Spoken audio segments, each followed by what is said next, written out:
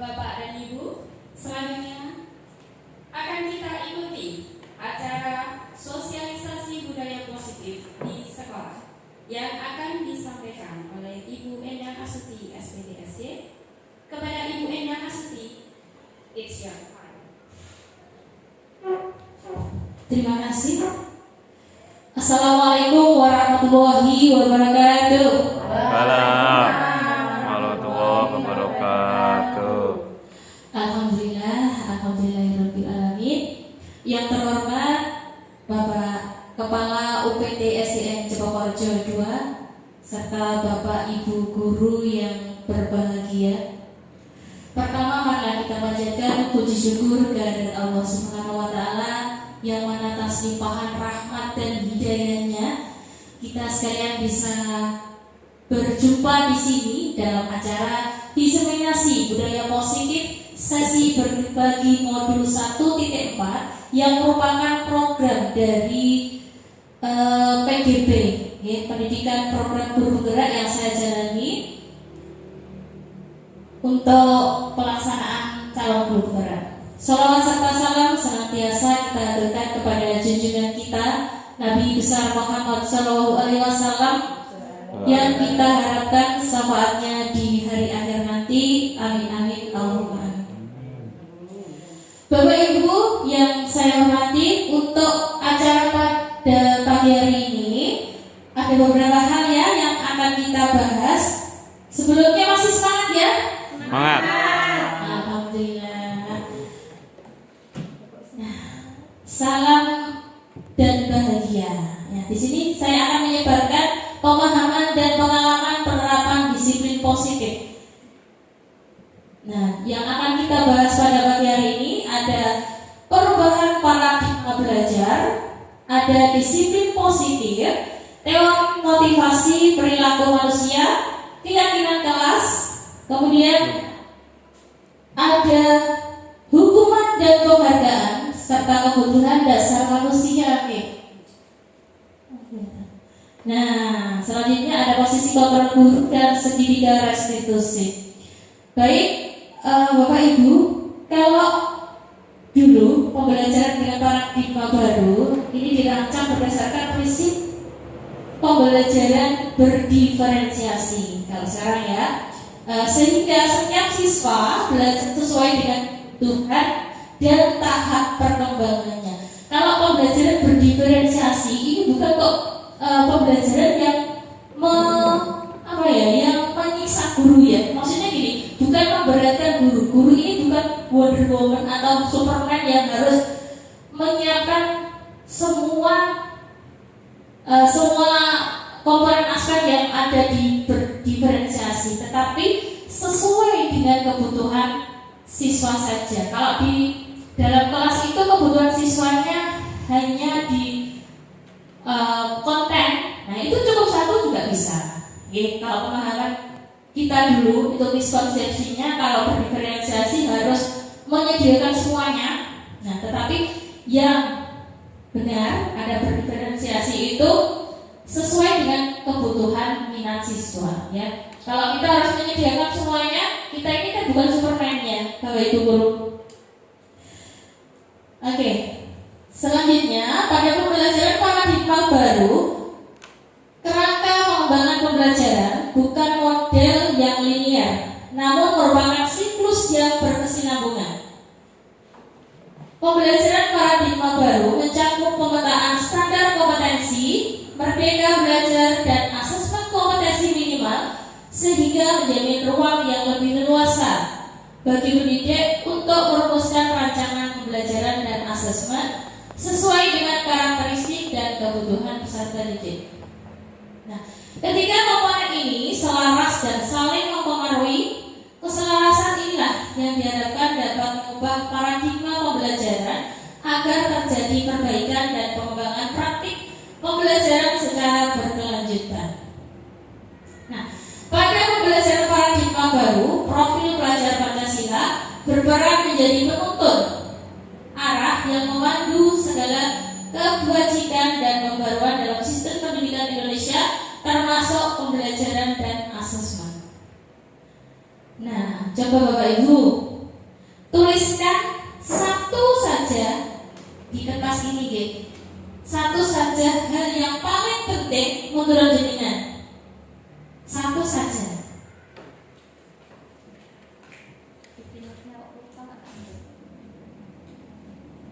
Nah, satu sudahkah menuliskan satu saja yang paling penting dalam hidup jenengan semuanya?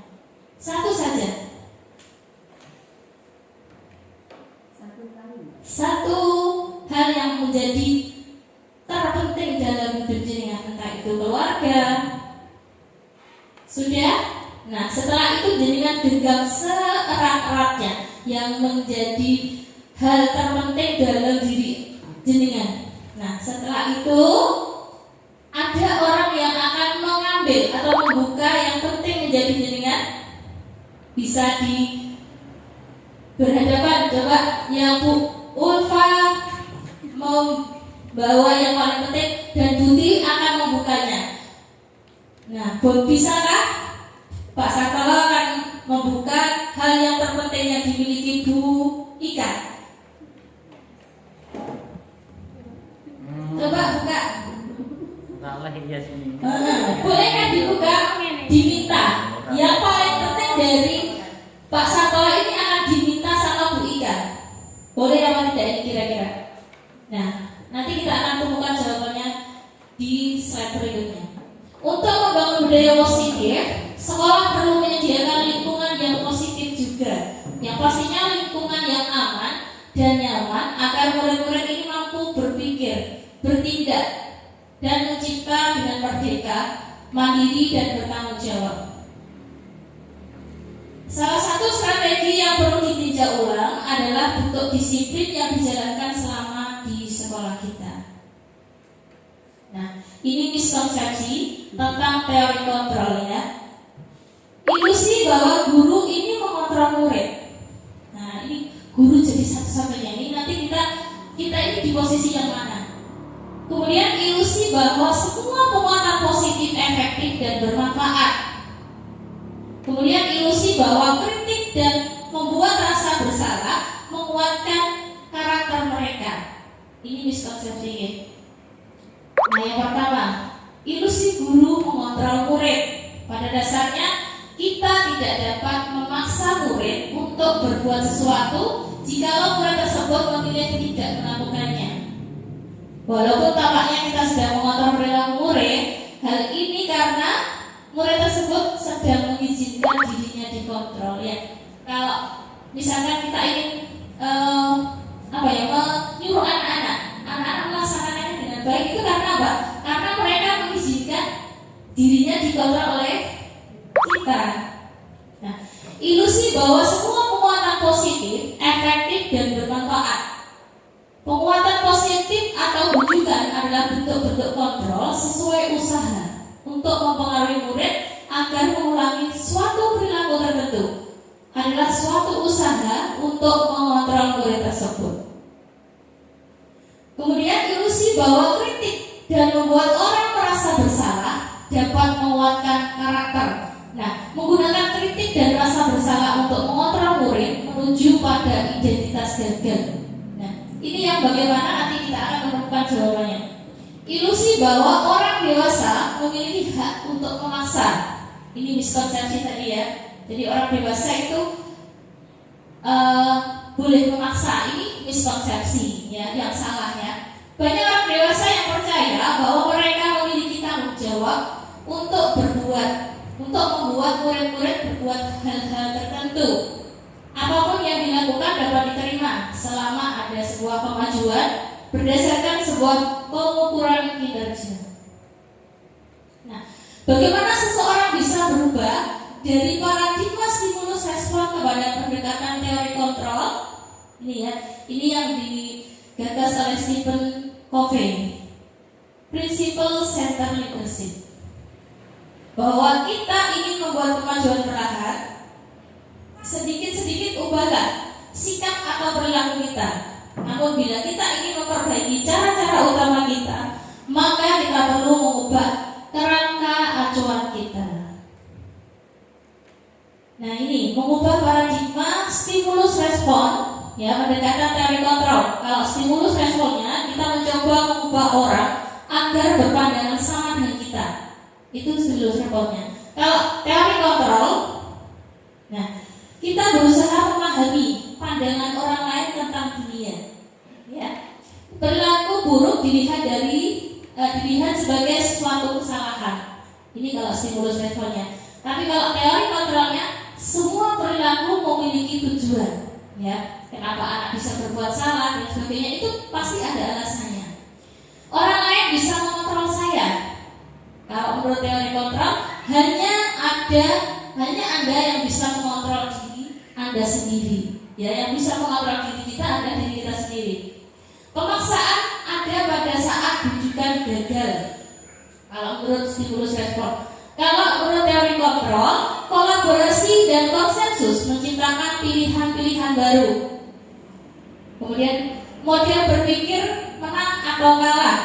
Menurut teori kontrol, model berpikir menang. Nah, ini sebelumnya, kalau menurut Bapak Ibu guru, disiplin positif itu apa?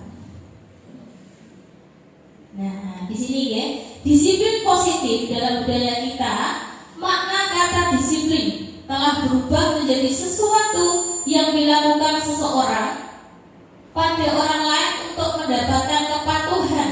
Kita cenderung menghubungkan kata disiplin dengan ketidaknyamanan. Kalau kita dihubungkan dengan disiplin itu mungkin harus patuh, harus apa ya? Kadang-kadang kalau disuruh disiplin kan tidak nyaman ya, harus begini, harus memaksa.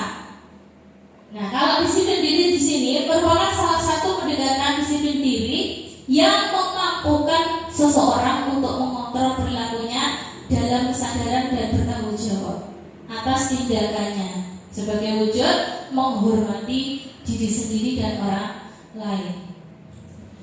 Nah, sebagai pendidik, tujuan kita adalah menuntun murid untuk mendisiplinkan diri sehingga mereka bisa berperilaku yang mengacu pada nilai-nilai kebajikan universal dan memiliki motivasi intrinsik bukan ekstrinsik, ya. Jadi kita sebagai pendidik ini adalah menuntut anak-anak agar memiliki bisa menghormati dirinya sendiri, ya, berdasarkan nilai-nilai kebajikan universal tadi. Nah, pendekatan disiplin positif tidaklah tentang anak atau peserta didik secara langsung, tetapi tentang diri dan cara kita sendiri, baik sebagai orang tua, guru atau orang dewasa yang memberikan dampak dan pengaruh positif kepada anak ataupun peserta didik. Ini pendekatannya bisa merupakan kemampuan individual dididik untuk membina atau mendidik peserta didik secara individual atau secara kelompok. Kemudian pendekatan secara individual, kelompok perlu mendapatkan dukungan dari kebijakan sekolah dan peran serta pemangku kepentingan sekolah. Pemangku kepentingan sekolah itu bisa dari guru, bisa dari guru dan dari komite dan sebagainya, ya. Nah, ini nilai-nilai kebajikan universal. Nilai-nilai kebajikan adalah sifat-sifat positif manusia yang merupakan tujuan mulia yang ingin dicapai. Nilai-nilai yang disepakati bersama. Dan ini adalah nilai-nilai yang akan kita terapkan kepada anak-anak kita, yaitu sesuai dengan profil pelajar Pancasila. Ya, masih ingat ya Bapak Ibu? Beriman dan bertakwa pada Tuhan Yang Maha Esa, berakhlak mulia, mandiri, bernalar kritis, gotong royong, berkebinekaan global dan kreatif. Nah, ini kita masuk di teori motivasi perilaku manusia.